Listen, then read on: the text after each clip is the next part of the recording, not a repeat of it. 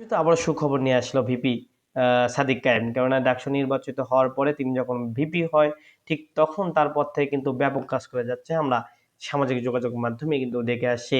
১ম এ তিনি চিত্রাঙ্কন করেছেন, তারপরে করলেন ক্যান্টিনে খাবার, শ্বশুরবাড়ির খাবার। আবার কেউ বলছেন যে আমরা 3 স্টার হোটেলে খাবার খাইতেছি, সে হিসেবে টাকা কম নিচ্ছে।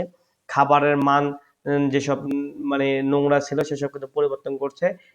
আমরা শুনেছি যে ক্যাপ পরিধান করতে হবে, সিগারেট খাওয়া যাবে না, মানে রান্নাঘরে যেসব মানে কাজ করা যাবে না তা থেকে কিন্তু বেরিয়ে আসছে। আর অপরদিকে কিন্তু ডাল দেখেছিলাম পানির মতো ডাল, সেসব কিন্তু সমস্যার সমাধান করেছে। অপরদিকে হলের মধ্যে কিন্তু আমরা দেখেছি যে খাটগুলো ছিল তা কিন্তু সরিয়ে কিন্তু নতুন করে দেওয়া হয়েছে এবং টেবিলে দেওয়া হয়েছে। সুদর্শন হলে কিন্তু ইতিমধ্যে ফ্রিজ দেওয়া হয়েছে একটি। এইসব কাজগুলো কিন্তু করে কিন্তু ইতিমধ্যে সবার নজরে আসছে এই সাদিক কায়েম। আর দূরের শিক্ষার্থীদের জন্য ইতিমধ্যে কিন্তু যানবাহনের একটা ব্যবস্থা কিন্তু তৈরি করে দিতে চাচ্ছে তিনি।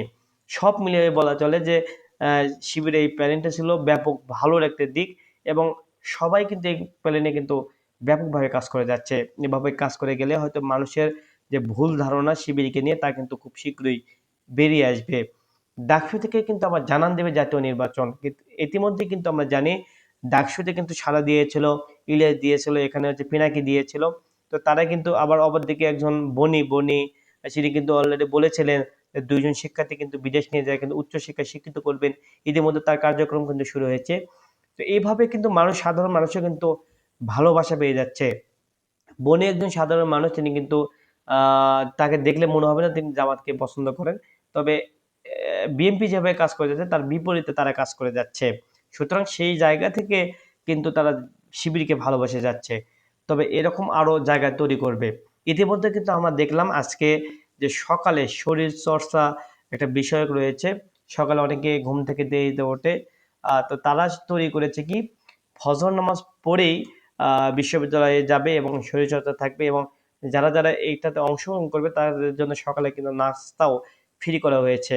তো এখানে কিন্তু সবাই সাধুবাদ জানিয়েছে এই বিষয়টাকে নিয়ে।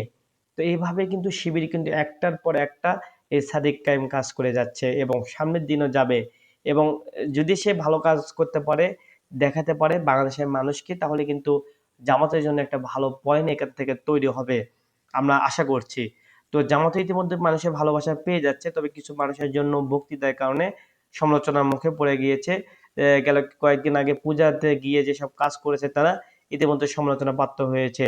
যদিও হিন্দু কিছু ধর্মে বলি কাছ থেকে কিন্তু ভোট পাওয়ার আশায় কিন্তু তারা গিয়েছে, এসব দিনই কাজ না। তারা যে দিনই কাজ করে থাকে সেটা কিন্তু আমরা দেখেছি ভালো একটা কাজ। কিন্তু যখন পূজা মণ্ডপে গিয়েছে তখন বুঝতে হবে এখানে যে তারা ভোটের আশায় কিন্তু সেখানে গিয়েছে, অর্থাৎ স্বার্থ হাসিলের জন্য কিন্তু এখানে গিয়েছে। সুতরাং এসব কাজ থেকে বেরিয়ে আসতে হবে, যেহেতু আপনাকে এখানে বুঝতে হবে যে জামাত ইসলাম এখানে দিনের আপনার কাজ করে যাবেন এবং আপনাদেরকে মানুষ কিন্তু সেই হিসেবে ভালোবাসে। সুতরাং এসব কাজ থেকে বেরিয়ে এসে ভালো কাজ করে যাবেন এবং ভালো মানুষের ভালোবাসা পাবেন। যেভাবে ডাকসু মানে ভূমিধস কিন্তু এখানে জয় হয়েছে।